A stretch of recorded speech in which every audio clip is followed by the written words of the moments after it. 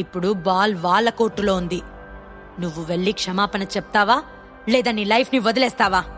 విందా groups మన ఫ్యామిలీని Shikha groups నుంచి పూర్తిగా తరిమేయాలని అనుకుంటున్నారు. నా మాట విను. ఓ 1,00,000 రూపాయలు మరికొన్ని కాస్ట్లీ గిఫ్ట్స్ తీసుకుని మా అన్నయ్య శ్రవణ్ ఇంటికి వెళ్దాం, క్షమాపణ చెప్పేద్దాం అని నిస్సహాయంగా అన్నాడు యశ్వంత్. నో డాడ్, నేను రాను. అసలు సురభి ఫ్యామిలీకి ఎట్టి పరిస్థితుల్లో కూడా క్షమాపణ చెప్పను అని చిన్నపిల్లాళ్లా మారాన్ చేశాడు జై. మీరెందుకింత భయపడుతున్నారు? ఈ రికార్డింగ్ వల్ల సురభి ఫ్యామిలీ మన ఫ్యామిలీని తొక్కేస్తుందని నేననుకోవడం లేదు. సో నేను కూడా రాను. జైని కూడా బలవంతం చేయకండి.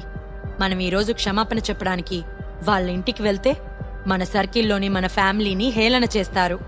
అయినా నేను మీలా భయపడటానికి షికా ఫ్యామిలీ బిడ్డని కాను, రాయ్ ఫ్యామిలీ నుంచి వచ్చాను అని పొగరుగా అన్నది నందిని రాయ్. సిటీలో 3 బిగ్ ఫ్యామిలీస్ ఉన్నాయి. 1 రాయ్ ఫ్యామిలీ, అయితే 2 మేధా ఫ్యామిలీ, 3 విందా ఫ్యామిలీ. ఈ 3 ఫ్యామిలీస్ కూడా హైదరాబాద్ లోనే కాకుండా బాంబే సిటీలో కూడా డీప్ ఫౌండేషన్ ని కలిగి ఉన్నాయి. ఈ ఫ్యామిలీస్ కి సిటీలో పెద్ద స్ట్రెంగ్త్ అండ్ ఇన్ఫ్లుయెన్స్ కూడా ఉంది. షికా ఫ్యామిలీతో పోలిస్తే వీళ్లంతా ఓ మెట్టు పైనే ఉన్నారు. అందుకే నందిని భర్తని అలా శాసించగలుగుతుంది.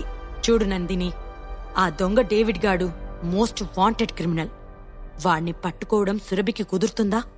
అయినా అందర్నీ షాక్కి గురిచేస్తూ వాణ్ణి పట్టుకోవడమే కాకుండా ఆర్నమెంట్ ని వెనకకు తీసుకొచ్చారు. దానికి సంబంధించిన సాక్ష్యాలన్నీ కూడా సేకరించారు. సురభి ఫ్యామిలీ వెనుక ఎవరో శక్తివంతమైన వాళ్ళున్నారు. వాళ్లే ఇదంతా చేస్తున్నారు. డేవిడ్ని కనిపెట్టి అతని నోటితో నిజం చెప్పించి మనల్ని ఇరికించారు. ఇదంతా ఓ పెద్ద ఉచ్చులా ఉంది. ఈ ఉచ్చులో మనం బిగుసుకోకముందే ఈ ప్రాబ్లం నుంచి బయటపడాలి.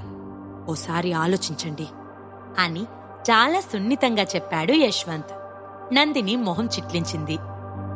ఏదేమైనా తెర వెనుక ఎవరో ఉండి ఇదంతా చేయిస్తున్నారు. ఈ విషయాన్ని నా వైపు నుండి ఆలోచిస్తే మన ఫ్యామిలీని లక్ష్యంగా చేసుకున్న వ్యక్తి సురభి ఫ్యామిలీకి హెల్ప్ చేసుండొచ్చు. ఇప్పుడు మన సిచ్యువేషన్ అతని అండర్లో ఉంది. కాబట్టి మనం శ్రవణ్ అన్నయ్య ఇంటికి వెళ్లి క్షమాపణ చెప్పాలి. ఈ ఒక్కసారి నా మాట విను అని అన్నాడు యశ్వంత్. ఇక నందిని ఏమీ మాట్లాడకపోయేసరికి యశ్వంత్ జైని లాక్కొని వెళ్లి కారెక్కించాడు. అలానే శ్రవణ్ శిఖాకి కాల్ చేశాడు. సురభి ఇల్లు. శివ తన రూంలో కూర్చొని యోగా చేస్తున్నాడు. మరోవైపు సురభి, రేణుకాదేవి హాల్లో కూర్చొని టీవీ చూస్తున్నారు. టీవీలో కూతుర్ని చూసుకుని రేణుకాదేవి ఉప్పొంగిపోతుంది. తన కూతురు ఆర్నమెంట్స్ డిజైన్స్ లో పెద్ద పేరు తెచ్చుకోవడమే కాకుండా కంపెనీలో చీఫ్ డిజైనర్ గా స్థానాన్ని సంపాదించుకుంది. అదే సమయంలో శ్రవణ్ బయటకు వెళ్లి ఇంటికి వస్తున్నాడు. ఇంట్లోకి రాగానే తలుపు గట్టిగా నెట్టి, సురభి, ఏం జరిగింది? మా తమ్ముడు యశ్వంత్ తన కొడుకును తీసుకుని క్షమాపణ అడగటానికి ఇంటికొస్తున్నాడంట. జై నిన్నేదో ఇబ్బంది పెట్టాడంట. కాబట్టి వాళ్ళని క్షమించి వదిలేయాలని రిక్వెస్ట్ చేశాడు అని అన్నాడు శ్రవణ్. ఏంటి? యశ్వంత్ అతని కొడుకు జై మన ఇంటికొచ్చి మనకు క్షమాపణ అడుగుదామనుకుంటున్నాడా? నో, ఇందులో ఏదో తిరకాసుంది అని అన్నది రేణుక. సురభి షాక్ అయింది. శివ చెప్పింది జరుగుతుందని ఆమె అస్సలనుకోలేదు.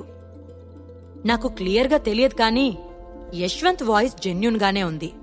అతను క్షమాపణ చెప్పాలని అనుకుంటున్నట్లుగానే అనిపించింది అని సందేహంగా అన్నాడు శ్రవణ్.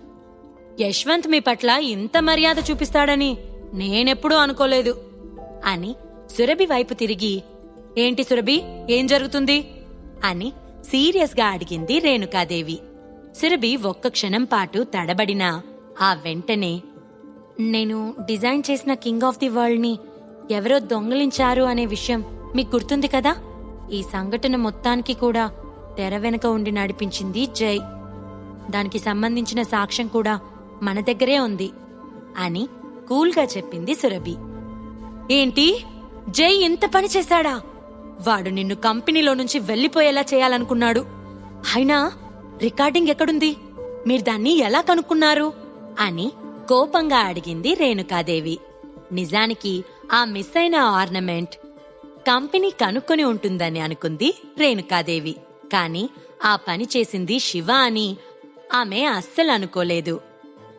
రికార్డింగ్ నా దగ్గరే ఉంది అండ్ ఇదంతా శివ కనిపెట్టాడు అన్నది సురభి. ఏంటి, శివనా? అతనిలో ఇంత టాలెంట్ ఉందా అని అనుమానంగా శివ రూమ్ వైపు చూసింది రేణుకాదేవి. హా, అవును అన్నది సురభి. శివ తన కళ్ళు మూసుకుని పూర్తి ధ్యానంలో ఉన్నాడు. శివా, ఒకసారి బయటికి రా అని గట్టిగా పిలిచింది రేణుకాదేవి. అప్పుడే ధ్యానం ముగించుకున్న శివ వెంటనే తను చేస్తున్న పనిని ఆపేసి రేణుకాదేవి దగ్గరికి వచ్చాడు. శివ, నువ్వు జెన్యూన్ గా ఆన్సర్ చెప్పు. సురభి తయారు చేసిన కింగ్ ఆఫ్ ది వరల్డ్ ని, ఈ సాక్ష్యాన్ని నువ్వే కనుక్కున్నావా అని సందేహంగా అడిగింది రేణుకాదేవి. నాకు హెల్ప్ చేయమని నేను నా ఫ్రెండ్ని అడిగాను. అతను ఓ ప్రైవేట్ డిటెక్టివ్ అని చెప్పాడు శివ. అమ్మా, ఈ విషయంలో శివ నాకు హెల్ప్ చేయడమే కాదు, అతను తన ఫ్రెండ్కి 1,00,000 రూపాయలు ఫీజిచ్చాడు అన్నది సురభి. అయినా కాని ఈ శివని నమ్మొద్దు సురభి, మోసం చేస్తున్నాడు అంది రేణుకాదేవి. యశ్వంత్ అంత పట్టుపట్టి జైని శ్రవణ్ ఇంటికి తీసుకొనొస్తున్నాడు. జై నిజంగా క్షమాపణ చెప్తాడా లేదా వాళ్ళు మరేదైనా ప్లాన్ చేసుకుని వస్తున్నారా? రేణుకాదేవికి ఇంకా శివ అంటే ఎందుకంత కోపం? సురభికి శివ చూపిస్తున్న ప్రేమ ఇప్పటికైనా అర్థమవుతుందా? ఈ ప్రశ్నలకు సమాధానాలు తెలుసుకోవాలంటే నెక్స్ట్ ఎపిసోడ్ వినాల్సిందే. క్రింద ఇచ్చిన లింక్ ని క్లిక్ చేసి పాకెట్ ఎఫ్ఎం యాప్ ని ఇన్స్టాల్ చేసుకోండి. Stay tune to pocket FM.